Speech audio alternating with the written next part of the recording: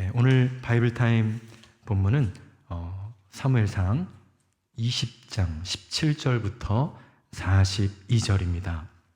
사무엘상 20장 17절부터 42절, 9월 5일 요나단이 다윗의 탈출을 도와주다라는 제목입니다. 어제 본문에 이어지는 오늘 사무엘상 20장은 사울의 시기와 질투를 한몸에 받았던 다윗이 결국 사울을 피해 오랜 세월 도망자의 신세로서 살아가게 되는 결정적 장면입니다. 하나님을 모욕하고 그의 백성을 괴롭게 하던 블레셋과 골리앗을 무찌르고 이스라엘에게 큰 승리를 안겨다 준 다윗. 그런데 다윗의 이 존재감이 커질수록 사울의 미움과 두려움 역시 커져갑니다. 사울은 천천히요, 다윗은 만만이로다라는 백성들의 칭송에 비교의식과 열등의식으로 사로잡힌 사울은 백성뿐 아니라 자신의 뒤를 이을 후계자 요나단과 또 딸 미갈마저 다윗을 사랑하는 모습을 보며 결국 다윗을 죽이기로 결정하고 맙니다.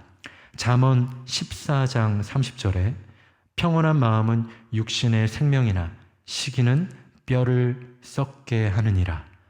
사울의 시기심은 그의 영혼을 좀먹었고 그는 점차 쇠락의 길을 걷기 시작합니다. 한편 다윗은 얼마나 억울했을까요? 다윗은 사울의 아들 요나단에게 내가 네 아버지에게 무슨 잘못을 저질렀기에 그가 이토록 나의 목숨을 노리는가 하고 한탄합니다. 우리가 이 사무엘서의 이야기를 제대로 이해하기 위해서는 등장인물들의 개성과 특징에 관심을 기울이는 것이 중요합니다. 사무엘서의 등장인물들은 마치 영화 속 다양한 캐릭터들과 같습니다. 특히 사울은 영화의 전형적인 빌런처럼 갈등을 촉발하고 이야기의 긴장감을 고조시킵니다. 처음에는 평범하고 소극적이던 사울이 점차 이상하리만큼 집착하며 광기 어린 행동을 보여줍니다. 사실 이 빌런의 원래 뜻이 바로 어떤 것에 집착하는 사람, 이 집착하는 사람을 의미합니다. 어떤 것에 대해 얽매여 계속해서 끊임없이 온 마음과 에너지를 쓰는 것, 이것을 우린 집착으로 이해하고 있습니다. 어찌 보면 사랑과 비슷한 것 같지만 이 집착과 사랑은 엄연히 구분됩니다. 누군가 이 집착과 사랑의 차이를 이렇게 설명해 놓은 것을 보았었습니다. 집착은 자기중심적이나 사랑은 상대방을 생각한다. 집착은 일방적이나 사랑은 상호적이다. 집착은 잃을까 두려워하고 사랑은 끝까지 보호한다. 집착은 봐주지 않고 따지지만 사랑은 인내하고 용납한다. 집착은 조건적이며 통제적이나 사랑은 무조건적이고 있는 그대로 수용해준다. 집착은 미움으로 변질되나 사랑은 더 많은 사랑을 낳는다. 네, 집착과 사랑의 차이를 매우 잘 구분해 놓은 것 같습니다. 사랑은 이 사울은 사랑과 거리가 먼 집착과 결핍의 사람이었습니다. 그는 하나님의 인정과 사람들의 인정을 늘 갈구했습니다. 그렇다고 하나님의 은혜를 입지 않은 것이 아니었습니다. 그는 신앙이나 인품이 그리 훌륭했던 것도 아닌 그저 평범한 사람이었지만 하나님은 그를 왕으로까지 세워주셨죠. 또 사람들의 인정을 받지 않은 것도 아니었습니다. 사무엘은 그를 끝까지 사랑했었고 또 군사들은 사울을 도와 모든 전장에서 충성스럽게 싸웠습니다. 그런데 이 무엇 하나 부족함 없어 보이는 그가 다윗을 시기하고 또 죽이려 합니다. 요나단은 아버지 사울을 애써 설득합니다. 허나 사울은 오늘 본문 30절과 31절에서 요나단에게 심한 저주와 같은 이 욕설을 퍼부으면서 이새의 아들이 이 세상에 살아있는 한 너도 안전하지 못하고 너의 나라도 안전하지 못할 줄 알아라. 빨리 가서 그 녀석을 당장에 끌어오너라. 그 녀석은 죽어야 마땅하다. 격분합니다. 이 사울의 말 속에서 그의 집착의 원인, 이유가 발견됩니다. 하나님 말씀에 불순종했던 사울은 사무엘을 통해 하나님의 말씀을 버렸기 때문에 하나님께서 자신을 버려 이스라엘의 왕이 되지 못하게 하였다는 말을 분명히 들었지만 차기 왕이 누구인지는 몰랐습니다. 그런데 자신을 위해 수금을 연주하던 한 어린 소년이 영웅이 되고 장군이 되고 또 사위가 되며 승승장구하는 모습을 보며 바로 이 소년이 장차 자신의 뒤를 이어 왕이 될 것이라는 것을 사울은 직감하였던 것입니다. 다윗 저놈이 분명 다음 왕이 되겠지. 언젠가 반란을 일으켜 나의 자리를 빼앗을 거야.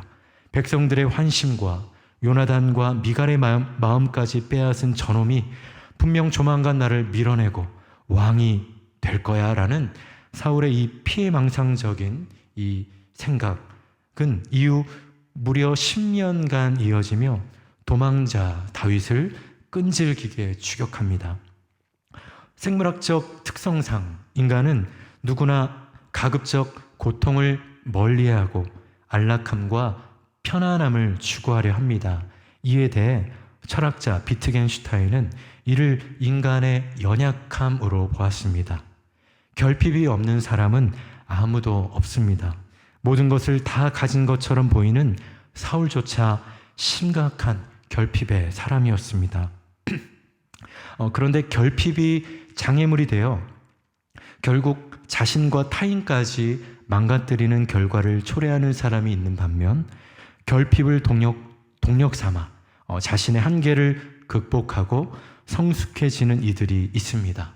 사울은 자신의 불순종, 자신의 죄로 인한 결핍을 성찰하거나 뉘우치지 않고 결코 채워지지 않는 욕구가 이끄는 대로, 욕망이 이끄는 대로 살아가는 집착의 아이콘이 되고 맙니다. 요나단은 다윗을 죽이려는 이 아버지의 집착이 절대로 바뀌지 않을 것이라는 것을 마침내 깨닫고 맙니다. 요나단은 다윗에게 아무도 모르는 그들만의 대화 방식으로 이 상황을 전달했습니다. 그들은 서로 부둥켜 안고 마지막 슬픔의 작별 인사를 나누었고 그들의 울음소리는 들녘을 가득 채웠습니다.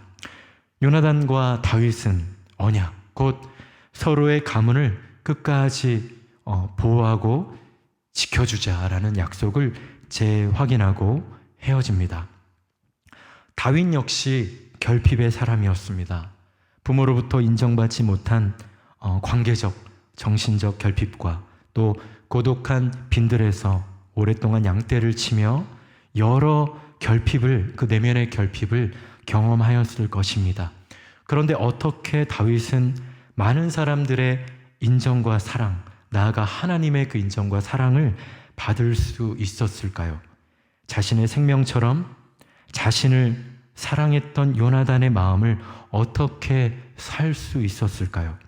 다윗은 결코 자신의 결핍과 욕구를 채우기 위해 집착하지 않았습니다.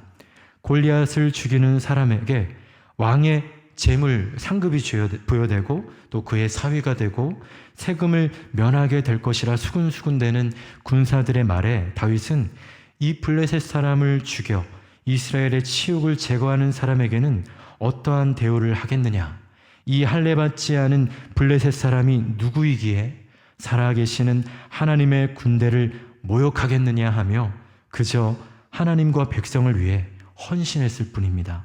바로 이것이 하나님과 사람에게 다윗이 사랑받고 인정받았던 이유입니다. 순전한 사랑의 삶, 순전한 사랑의 삶.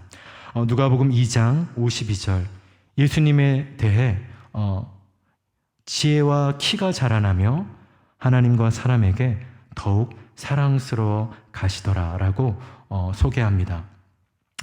가난한 목수의 아들이자 천대받던 갈릴리 시골의 평범한 자로서 충분히 결핍을 이야기하고 핑계할 수 있었던 환경이었지만 예수님은 결코 그것을 자신의 연약함으로 가져가지 않으셨습니다. 사랑스러워 가셨다라는 말은 예수님께서 하나님과 사람을 사랑하셨고 또 사랑받으셨다는 말입니다.